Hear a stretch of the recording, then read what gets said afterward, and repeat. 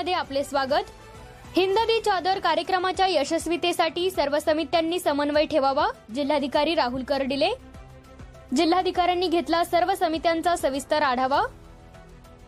श्री गुरु तेग बहादूर साहिबजी यांच्या 350व्या शहीदी समागम कार्यक्रमानिमित्त हिंददी चादर हा भव्य व ऐतिहासिक कार्यक्रम 24 व 25 जानेवारी रोजी नांदेड येथे होत आहे।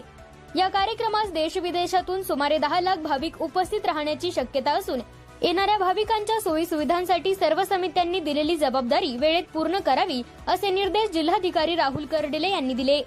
आज जिल्हाधिकारी कार्यालयातील नियोजन भवन येथे कार्यक्रमासाठी गठीत करण्यात आलेल्या 25 समित्यांचा सविस्तर आढावा जिल्हाधिकारी यांनी घेतला। यावेळी प्रत्येक समितीने आतापर्यंत केलेल्या कामाचा सविस्तर आढावा घेऊन पुढील नियोजनाबाबत मार्गदर्शन करण्यात आले। या आढावा बैठकीत जिल्हा पोलीस अधीक्षक अविनाश कुमार, महानगरपालिका आयुक्त डॉक्टर महेश कुमार डोईफोडे, अपर जिल्हाधिकारी डॉक्टर रत्नदीप गायकवाड, निवासी उपजिल्हाधिकारी किरण आंबेकर, उपजिल्हाधिकारी अजय शिंदे, अपर पोलीस अधीक्षक सूरज गुरव, मुख्यमंत्री सहायता निधी राज्य समन्वयक डॉक्टर रितेश पाटील यांच्यासह विविध विभागांचे अधिकारी उपस्थित होते। नांदेड येथे तख्त सचखंड श्री हुजूर साहिब गुरुद्वारा असल्यामुळे येथील समागमाचे महत्त्व अनन्यसाधारण असल्याचे नमूद करत की या कार्यक्रमासाठी विविध 9 समाजांचे महंत व भाविक मोठ्या संख्येने उपस्थित राहणार आहे। त्यामुळे हा कार्यक्रम गुरुघर समजून येणाऱ्या प्रत्येक भाविकांचा यथोचित सन्मान होईल, यासाठी सर्वांनी जबाबदारीने व समन्वयाने कार्य करावे। या भव्य ऐतिहासिक कार्यक्रमाच्या यशस्वीतेसाठी सामाजिक संस्था, उद्योजक, होमगार्ड, नागरिकांनी जास्तीत जास्त प्रमाणात योगदान द्यावे असे आवाहनही जिल्हाधिकारी राहुल कर्डिले यांनी यावेळी केले।